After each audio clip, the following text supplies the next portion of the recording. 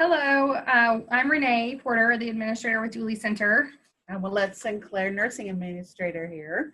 So we are located in Atchison, Kansas, and we are a small skilled nursing facility, licensed for 44 residents total. And so we're a monastery.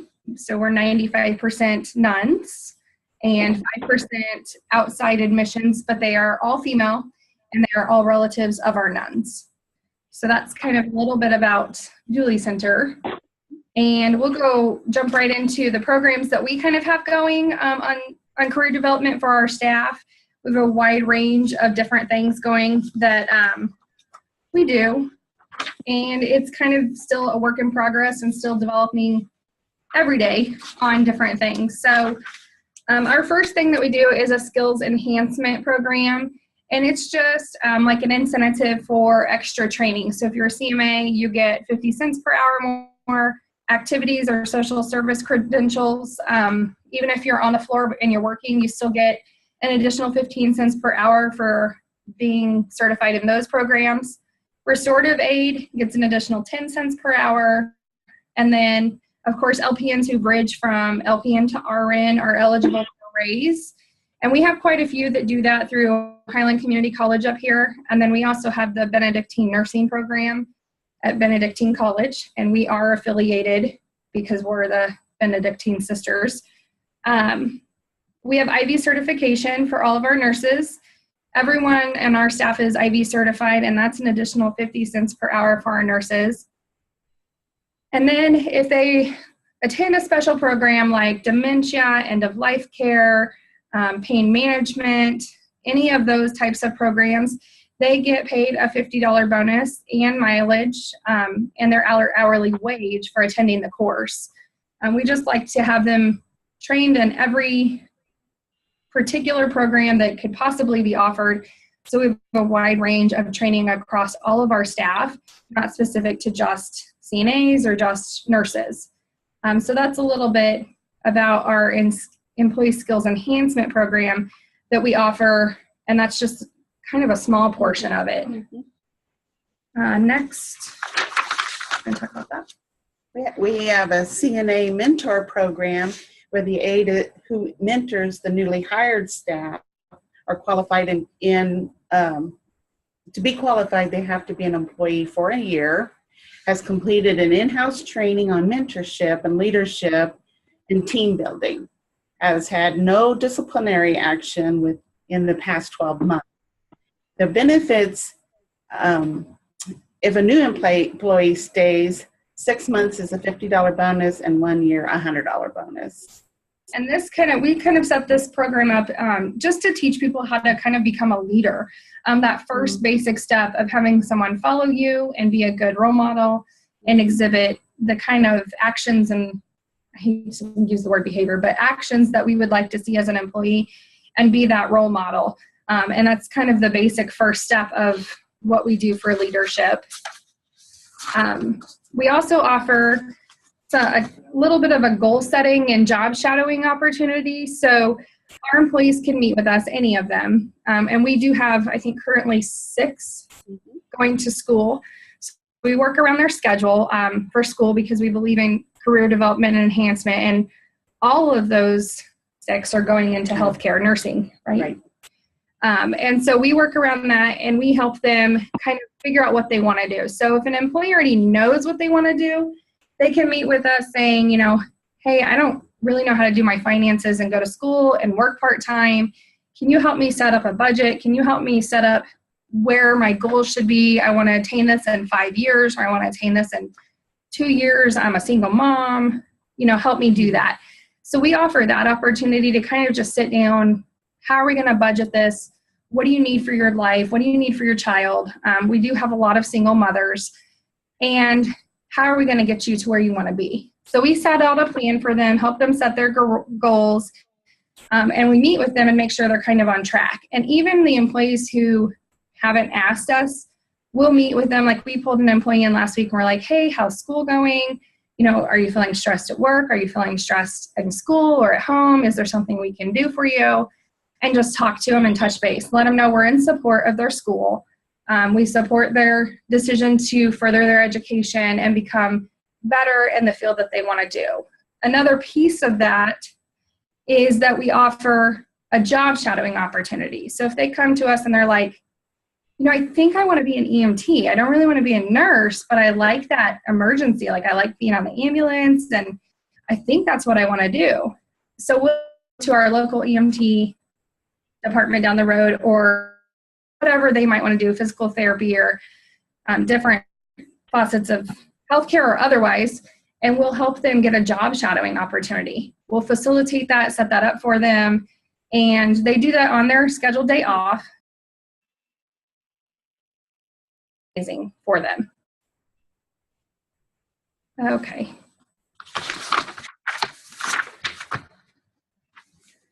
In the hiring process, come in and sit in on the interviews. We have seen a lot of growth in this area. We interview, Renee and I do, the first time, and then we call them back after we do the references and all that, and we call them back for a second interview. That second interview is conducted by the CNA. That allows them the opportunity to gain the same experience in conducting interviews, empowers them to assist with making good, sound decisions in staffing, and gives them the same managerial experience for their resumes. So when they do the interview, they ask all the questions. I sit back and monitor to make sure that things are going well, and add to wherever there's any questions from either one. And then from there, she will take them on a tour, and they have a chance to get to know each other. The CNAs just really enjoy bragging about their building. So they talk about the excitement entices the new employee. So it's a win-win for both. Yeah, and I think the other thing that we found with interviews, specifically, a lot of people get really nervous. So like, we've heard so many times, like, you let your CNAs interview people. And we're like, absolutely. The biggest thing that we found about it is that the new employee, when we're not there, will start talking to the aide when they're doing the tour, and their normal language comes out, their normal tone comes out, kind of things that they wouldn't do in front of us. And we've had some that are like, oh my gosh, she's perfect, she'll fit in great here. And we've had other people come up to us and say, you can't hire her. Her language is horrible. When we got her out of that room, she's not going to fit in. And so it's a win-win for both us and the CNA and the new employee, really. So we don't have a higher turnover rate. It's decreased our turnover, and our retention is better. And so that's a win-win on financial too. So another thing that we do is a CNA leadership program. And we do a lot with our CNAs, and you're not hearing a lot with our nurses, because our nurses really take charge on the floor. They're in charge of supervising their direct staff. And so we have that piece kind of already in place of how to be a supervisor, how to be a manager. So we are trying to teach our aides how to do that. So we developed a team, and they have access to our Casper report and everyone that triggers on the Casper report. And they go through and they help us solve those high triggers. Or if we have someone that maybe hasn't hit our Casper report yet because they're a new admission and they've fallen 5 times, what are we doing wrong? You're on the floor. You're the one seeing it. What are we missing? And they help us solve all those problem areas and all those issues. It's really worked out well. They do get $1 an hour incentive for being on this leadership team. They did have to apply, which I'm not going to lie, the first group of leadership team we had to recruit because nobody was applying, and they love it. Once they got into it, they were pretty hesitant because they were like, well, we don't really know what the Casper report is. We don't know what we're doing. So we walked them through the first couple of times, and they meet every other week, and they go over certain problems, and we don't do anything with them. They put the notes in the communication book. They write out all their interventions. They hand them to us. We look over them and say, yeah, this looks great. Or yeah, we'll get you that stuff to do whatever successfully. And it goes out, and they are responsible for communicating it to their charge nurse and to all their other CNAs. And then we also back them on that. The one that really comes to mind is we had a resident that kept falling and we could not figure it out. I mean, our whole risk management team was meeting, and we bring a CNA into our risk management team, and we still weren't solving it. And so we put 3 CNAs together. We said, solve this. She keeps falling. We don't know what we're doing wrong. And they're like, oh, it's easy. You have a motion light in her bedroom, and she unplugs it. She hates it. She falls when she goes to the bathroom. You need to put a motion light in her bathroom, so when she opens the door, it comes on. She hasn't fallen since. And so it seems very simple, but they're in there with her, so they know what triggers her. This same kind of team also helps facilitate our quarterly safe room evaluations. All of our CNAs do it. They go in, they evaluate the room, they look for any environmental hazards, any extension cords that might have been brought in, any rugs that might have been brought in, which they see daily, but also room rearrangement. They know, like we had one sister walking behind her recliner, and the cords were in the way because it was a plug-in electric recliner. So we rearranged her room so that she could get to her bookshelf more easily. But they know that because they're in their room with them. So they help us solve all of those little areas and help us just become better. And it gives them experience because they have to be in charge of communicating it. We take no responsibility for that at all. We take our staff to conference meetings and anything that comes up with state wide opportunities for continuing education. It empowers our staff, it motivates them, and that's part of how you get started with Peak, is giving them that incentive to feel important. Staff education for each other, it helps them when they come, when with peer-to-peer, they sit and talk about what they've learned. This year they went to the Leading Age Spring Conference and then Significant Change Workshop and a Human Resource Workshop. So when you think about how do you get started in Peak, it's giving and empowering them opportunities to feel good about the job that they do and learning all the skills that they can learn. Another piece that we do to promote education is we do have a grant program for schooling and further education. It's actually through Mount St. Scholastica, which is the monastery side, not Dooley Center side. But if they come to us and they say, hey, we really need some help, we need some tuition for school, or we need a couple of $100 to make ends meet, they can either choose to apply for a loan with the Mount and repay that, or they can apply for a school grant. Now we have to recommend them, and we go through their attendance and their work performance and their evaluations and all of those things to see if they apply. And then we talk to the human resources director over at Mount St. Scholastica, and the monastery then evaluates them. They have to fill out an application, and then they either are granted the funds for school or maybe granted a portion of the funds, depending on what it is. You have to be a pretty outstanding employee to get that, but I will say we have some fantastic employees here, so that's kind of nice. And then also the Leading Age Kansas Astra Scholarship is always an option. We have one more tool. Do you want to go over that? How we got started with getting a buy-in from the staff, and it's all about getting them all involved in the leadership part of it. Care planning is the biggest thing we've done and the best thing we've done, and that's gathering information, making a tool that promotes person-centered care. We call it Their Choice, Your Voice. And when that came together, we had a list of questions. The CNA would go out and ask other staff members about that resident at care plan time. And they would come to the care plan meeting and present it. And they were tasked to learn 3 new things about them that we didn't know.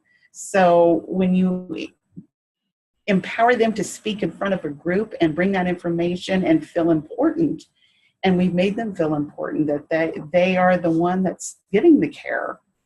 So that has proven to be an excellent tool, and staff know them better, and they do a better job knowing the care plan and what's in it. I think the other piece to that is that our care plan tool, everyone has care plan tools. They're not used like they should be. I've heard that numerous times. Our nurses are also empowered every day to go in and update their care plan with med changes. If they had a fall, I mean, they put interventions right in the care plan. It doesn't all fall on the MDS coordinator. So I think that's everything from us, Lacey. Great, thanks. Now we'll turn it over to Pleasant View.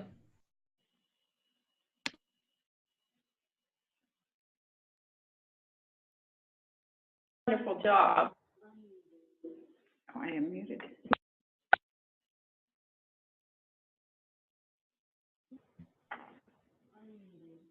Okay, it sounds like we're ready to go. I hope you all can hear me okay. All right, well, good morning, and it's really wonderful to have this opportunity to have a chance to visit with you all today. And, I think this has been fun to get together and compare notes and hear about these great programs. My name is Jolene White, and this is my Director of Nursing, Marilyn Stuckelbein, and we're just really quite honored to be a part of this presentation. A little bit of background about our organization is that we have been in person-centered care for a little over 10 years now, so we've been at this for a while, and we think it has been fun and rewarding for us. When I'm thinking about getting ready for this webinar, it struck me that as individuals, we recognize the skills that we bring to the job really can make it or break it for us. And so we think about how does that affect our staff as well? How do we give them the skills to be successful so that they can move forward and really make a difference, because that's what they want to do. So what is it that we can do and what happens to our coworkers from here? We're going to talk a little bit more about that career development aspect of what is my favorite core in the person-centered care program, and that is staff empowerment, and that is looking at our career development and how that leads then to universal workers for our organization. It is both simple and yet it is complex to think about what a specific home can do to promote career development for their staff. Creating that opportunity, you have to think maybe about what is available in our area. I think some organizations might be thinking about outside education. Maybe they're close to a community college or some other organization that can provide skills and services. It might also be a facility that's more out there, not as many resources that they can travel to, so then they think about the online classes and how that can work for their organization. I've found that the webinars are an excellent resource because we can get a lot of folks in on these as well as reduce the costs, which is very nice as well. So maybe you're also fortunate to have classes that come into your building. I know we do a lot of clinicals here, and that has been a real plus. And then on a personal level, we've also had some things that have worked for us, and then we've had some things that I think kind of fizzled out for us. So I'll get into that just a little bit there so you can kind of maybe learn from some of our mistakes. For example, many years ago, we started a very formal career ladder program, and it was going really well. So it was aimed at nurse aides and med aides, nurses, rehab aides, and we taught other classes to go with that, such as workplace safety, food service basics, customer service, dementia, regulations, and even leadership. And it was really going well. We developed a curriculum with some of our other facilities in the area, and that was challenging in that you try to think about a curriculum and as well as the testing so that you can have that competency, because there is issues about competency that are facing us in the future. And we really enjoyed this career ladder approach, and it had tiers to it as well, and it was being successful. Then we had an opportunity to move into what we call the Registered Apprentice Program. And so we set the old career ladder aside, and we jumped into that Registered Apprentice Program. And that went really well. I think we were with Cloud Community College, is that correct? Yes. And so we also were a part of a grant, so that helped defray some of our costs. And one of the advantages of that program is that our staff were earning credits. And that really started out absolutely spectacularly with several classes of graduates. But then it was a very comprehensive curriculum and included all the bases, and even touched on things like medical records and OSHA and things like that. That went great. But, okay, here's where we learned our lesson. We eventually ran into some class size minimum requirements, and our ambition to fill those classes with individuals who are a little less enthusiastic really came back and caught up with us. And so we did not have a good graduation rate there at the end because we didn't have folks who were enthused. So consequently, that went by the wayside. So now we went back to creating a new career ladder for ourselves, and we started fresh again. So we started with creating a policy, and we learned that creating a policy was important in the PEAK program. So to create that, we just started out by sitting down and making a list of everything that we do to promote the careers of our staff. And we were really pleasantly surprised because we had over 15 items on that list of different things we're doing to help our staff. And if we have time later, I could go over that, but I will pass on that for now. And then, so we created this less formal program to make it easier on everyone, for our organization as well as the participants. And this is how it works. No matter who you are, maybe you're a nurse aide, you're a housekeeper, a rehab aide, or whatever case it may be, you have an opportunity to choose the classes that you want to take. And it starts out real well. You can start, make those choices, you work at your own pace, and then there are financial rewards for many of the classes that we have determined that there's going to be a financial reward for, because those classes are directly related to our goals of having multitask workers. And so there are classes such as advanced dementia, managerial ServSafe, AD, SSD training, rehab aid classes, and CMA classes. And it was just a simple plan with a starting point. And so we've also noticed that we have staff who not just want to go through a traditional career ladder. Maybe you think of a CNA growing into a CMA to an LPN to an RN. Well, we have people who want to remain in the career goals that they've already established. So they want to grow horizontally. So then they can pick up these extra classes and do so. And so it's an approach that has led to what we think has been important for our organization, is that multitask worker, that universal worker. And so before I turn it over to Marilyn to give you a better idea what we mean by universal worker, you may be curious about the financial incentives that we have set out in our program. So for instance, someone who wants to take the activity director class, they can increase their financial goals by 20 cents per hour. Might be the same with the managerial ServSafe or the advanced dementia class. Those all have 20-cent incentives per hour for the folks who care to pick up on those. And that has been a real blessing for us when people become more versatile in their work. And so I think the bottom line for me has been, it really creates a more seamless experience then for the resident when your staff are multitaskers. And so just imagine, if you will, for just a moment, if you have a resident and that staff person that's working with them can get them up in the morning, get them dressed, clean their room, help get their medications, start their breakfast, put their clothes in the washer, put their favorite food on the list that we're going to buy at the grocery store. Well, you can imagine the list goes on, but it's really a wonderful experience for the resident when folks are multitasking. So I'm going to turn it over now to Marilyn to let her share a little bit more about that. All right. In our facilities, we have 7 different areas or neighborhoods, I should say, that are in different stages of how they are doing their universal worker. I think I'll start with the lesser areas and move on up to that. We have a couple areas in the nursing home that are what we would call just basic regular nursing home. They've got the long hall and that we have some different settings on how things are. They do not do any dietary services, and they do not really do any housekeeping. But what they do is work together as teams, deciding how things are going to happen in their neighborhood. It's kind of our staff empowerment's just built right in with the universal worker part of this. So they're going to decide in the morning when they come in who's going to maybe do a bath. Different neighborhoods do baths in a different fashion. Some will assign somebody for the day, and some will say, well, whoever gets so-and-so up, then you do their bath. You're the one, and that's how they do them in those areas.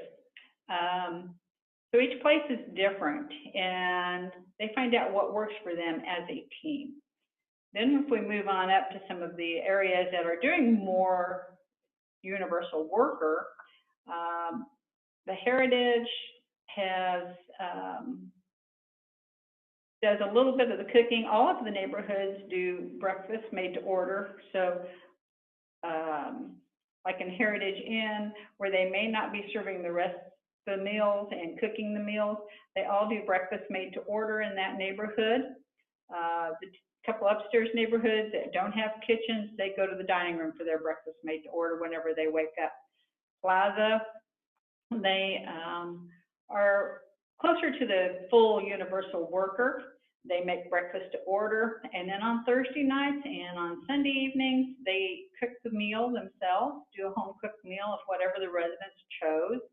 They also do the housekeeping duties in that area, and the rest of the time, what they have is dietary brings down a cart, and then they serve off of that cart. So they're not actually cooking all the lunch menus and all the rest of the evening meals. So they're in different phases of this. Then we go to our tradition homes, and they are 100% universal workers. They do all their own housekeeping, they do all their own cooking, and they do not receive anything from the main kitchen as far as dietary is concerned. So all the residents enjoy having that home cooked meal, and some of them kind of fight to get over to that area just because they know they have that home cooked meal over there. In their minds, there's a difference between the home cooked meal and a meal cooked in the big dining room, and the food is all the same, so it really doesn't make a difference. But you have to be the special worker to go over and work in the tradition homes. We have found that not every person wants that area, and we have found that every person doesn't want the total CNA area also. They want to be doing other things. A number of our residents, we've paid for them to do the SSD and activities. So everybody works on activities, and so it's not just one person's job to do activities, and that's part of being a universal worker. It's not just the dietary and housekeeping parts of it, it's all those parts. And everybody can take a part of that and instigate a activity that the residents want to do, or, oh, hey, we want to do a Sonic run, so they go get a van and fill it up with people and go to Sonic. And they really enjoy that ability to do all these things. Yes, we do have an activity person, and yes, they do set up a basic schedule. I mean, you're not going to mess with bingo. We all know that, so it's on the calendar for that day. But they don't have to be the only person initiating those activities or getting them started. That's everybody's job in this facility. I'm going to turn it back over to Lacey at this point. Or do we want to turn it over to Renee for the questions? Yep. Well, we got some questions, or Lacey got questions ahead of time. And so we're going to go through them, and I think we're going to alternate with Pleasant View. The first question was, how did you get staff input? Our staff input probably started a long time ago, many years ago when we started this program, but we constantly are getting staff input. So one of the pieces we didn't go over, because there's just so many things that we do. One of those is the huddles. So we do all staff in service mandatory once a month, combined with a huddle. And our staff meet, so night shift, day shift, evening shift. Well, we have 2 shifts, but all of them meet on whatever hall they work on, and they go over things that they want to see changed, and things that they like, and things that they don't like, and they help kind of put some peer pressure on those people that maybe have called in more than others. And so we do a lot of staff input through in-services and through those tools. They write notes out for us. We review all of those. And we try to address immediately any concerns that they have or anything they would like to see changed.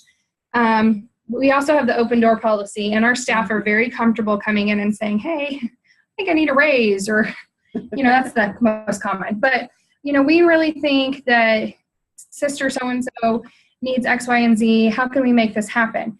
And so we get a lot of staff input that way. Our door is always open, but a lot of our input comes from those tools that we went over. The care plan tool, the risk management. They come to our quality assurance meeting. They come to their leadership team. They come to, the care plan meetings. They come to every meeting that a manager is at, and we get their input daily. And that's really important. Plus, we're on the floor. And I think being on the floor with them is very important. I mean, this weekend, I think Willette worked on the floor. I came in past ice water for him. We were right there with him. I like to add to that, though, to get everybody involved in those meetings, I assign them on the schedule, on the work schedule, who will be at those meetings. So everybody has opportunity. Do you have I think anything? one of the first things that we did was have a large in-service and asked everybody, what do you want when you move into the nursing home? And the first thing, their answer, probably 90%, 95% of the people said that they do not want to be woken up in the morning. And so that's how we started their buy-in, because this is what they were wanting. And we kept going back to that. And the staff really liked that idea. And they really started, once we started doing all the resident choices, they just saw how much better their lives were, and they really, really got in behind it. Okay, are we ready for question number 2? Question number 2 is, how did you finance new training? Well, I think it just is a matter of setting priorities, and it's been a priority of our organization for a long time to consider staff development as an important expense that we're going to incur. There's not only the class costs, the cost that it takes to send somebody to a class or to participate in a class, but there's also the incentives on the other side that you want to offer them for completing those classes. So those are a couple of things to consider as we're looking at our budget. And when you come to prioritizing that, it has to be one of the important things we do as one of the benefits that we're offering our folks. Sometimes you can be fortunate and you can maybe have grants that you can keep your eyes open for and participating those. Those are wonderful. I know for our staff, we have a scholarship program that's open to anybody in the building that they can apply for a scholarship. They're available in terms of $100 increments, and you can have 2 per year. But a lot of the classes, we just end up financing the whole thing, even if it is over $100, so that these folks can move up in their career goals.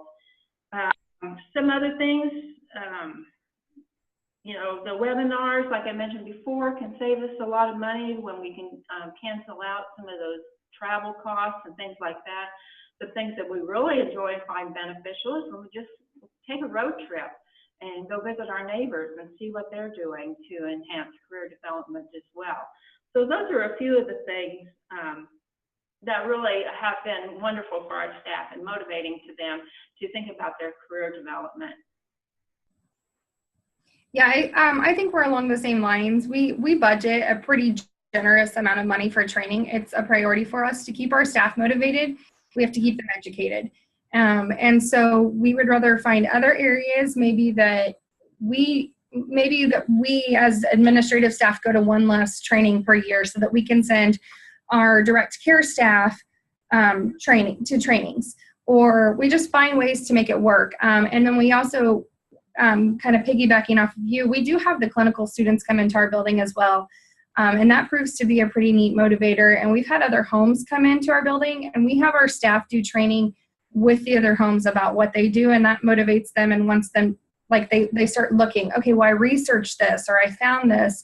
But I agree with you. It's a matter of priority. It has to be done.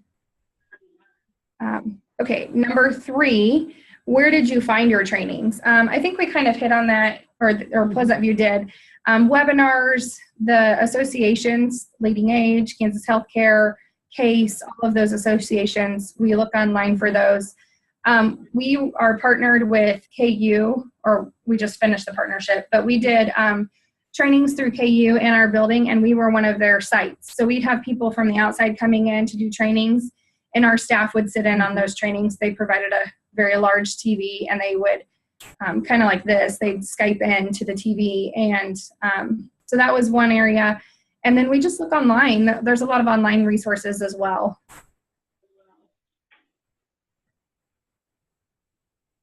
Well, I think they did a good job of describing where to find different kinds of training. So I'll move on to question number 4, which is how did you arrange for the time for the trainings? And I'll let Marilyn chime in on this as well. That's always a good question to ask, because it is time consuming, and when we're talking about labor issues that we need people out there providing direct care, it is very challenging. And so that goes clear back to scheduling and thinking about, okay, who do we need to have off on a particular day so that they can have this training? How often do we need, or how soon do we need to post things so people can start adjusting their schedules, because they're scheduling in each of their areas so they can have time to participate in the different trainings that we are providing. Marilyn, do you have some other thoughts? No, that pretty well sums it up. But what we do try to do is get those lists of who signed up, what neighborhood are they working on. It is a paid day for them, so it's not a day off. And trying to find someone who's going to work for them and cover their shifts. And the staffing people, we do self-scheduling, and so each neighborhood does their own scheduling. They've got a couple of different people that are going to be going to some of these seminars. They'll be talking with the other neighborhoods, and the whole facility works together as a team to get people there. We've sent to the Alzheimer's Association.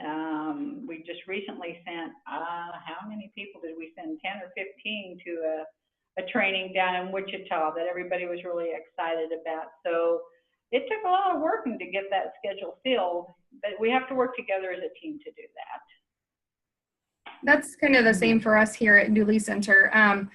We tried the self-scheduling. Our staff, they were not fans of it. They were like, well, we kind of set our own schedules, which they do. So we do 12-hour shifts. So we have 3 days off 1 week, 4 days off the next week. And then if they need to swap, they swap that out themselves.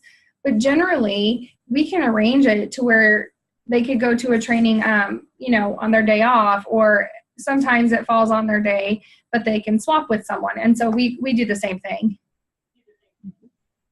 Number 5, other than sending staff to scheduled meetings or assisting them to advance their careers, do you have any other steps you take? I think we kind of went over that in the training. It's a daily effort. You have to be available. You have to be on the floor. You have to be present.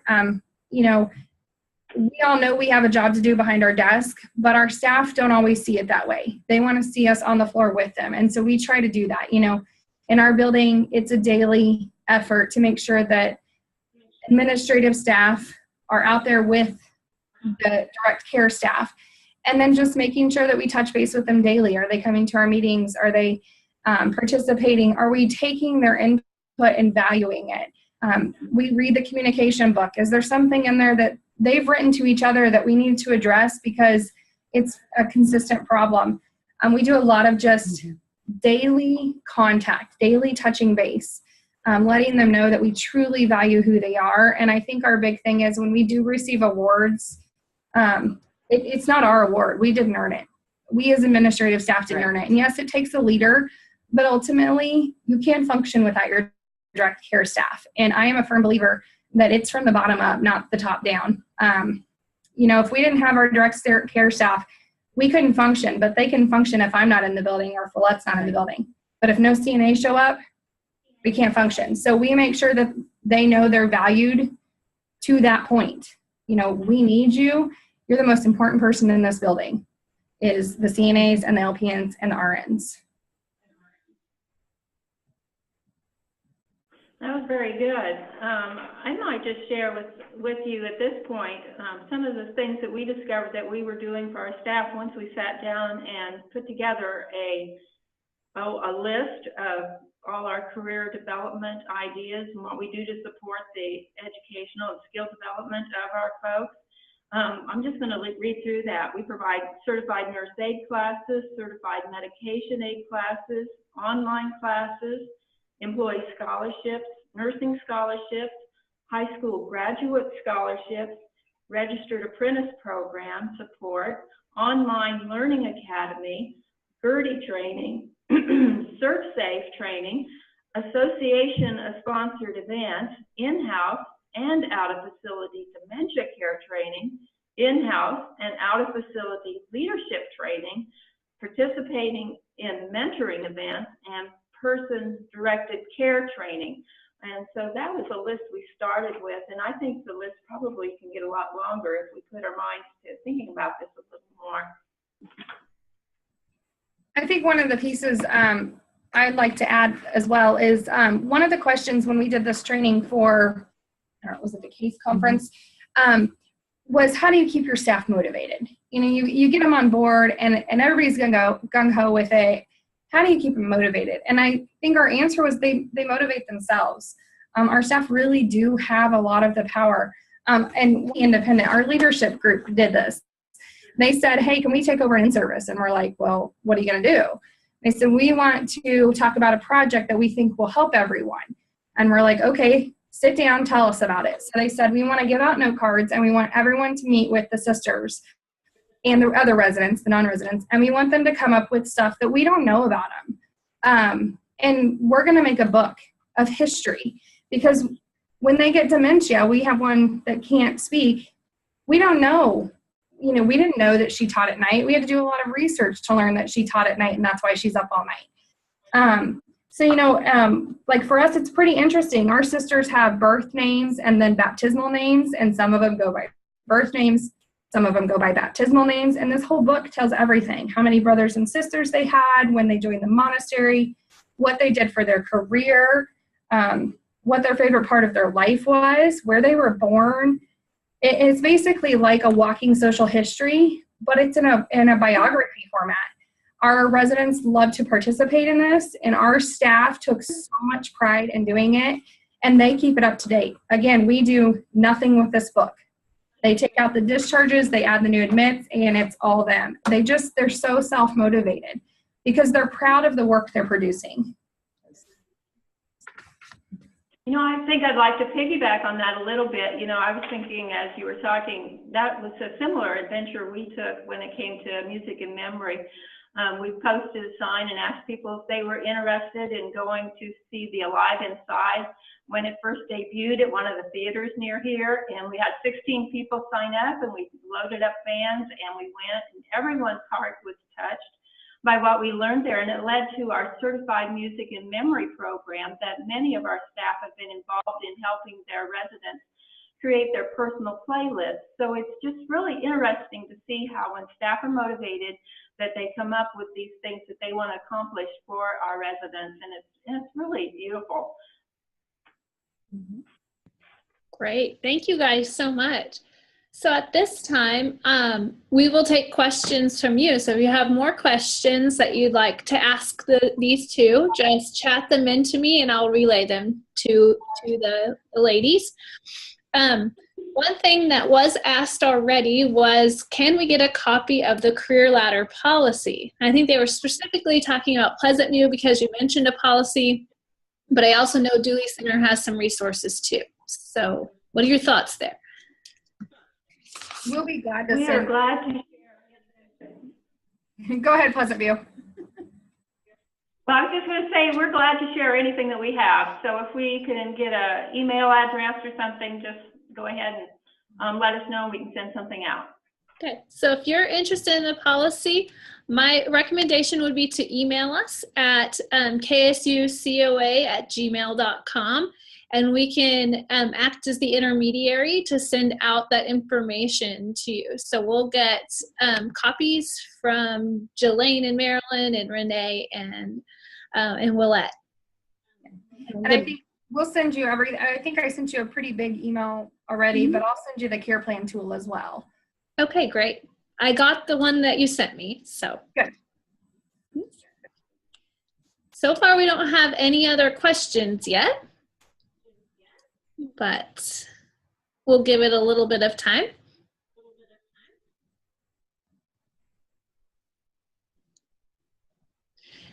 This webinar, we are recording, and so if you want to share the webinar later with other members of your team that weren't able to join today, we'll make those available to you here in a few weeks.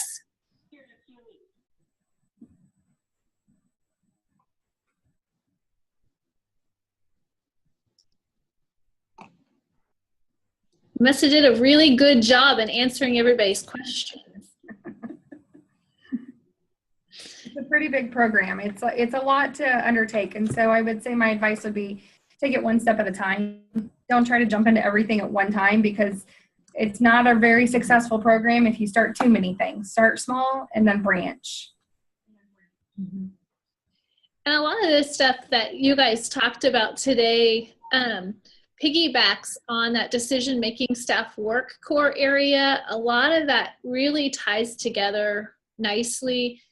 Even the decision-making resident care stuff, this all really blends. And so if you're interested in some of that hiring stuff and the staffing stuff, we encourage you to attend the decision-making staff work session that'll be coming up as well.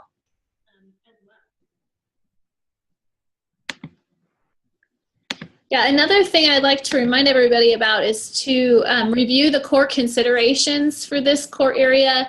That's something that we spent some time on after listening to participants in the program and kind of what direction was needed. And so we put together some additional resources. So in addition to like the policy examples from these two homes, that core considerations will be really helpful to you to make sure you're on the right track with both meeting the intent of this criteria and being successful with the program. It doesn't look like we have any questions, so if you are done, you can hang up and leave the call. We'll stay live here for a little bit longer in case somebody thinks of something, but just hit the end meeting button or leave the meeting button to close out, or just hang up your phone. I really want to thank Pleasant View and Dooley for taking time out today to do this. You're welcome. Yeah, no problem. Did a great job.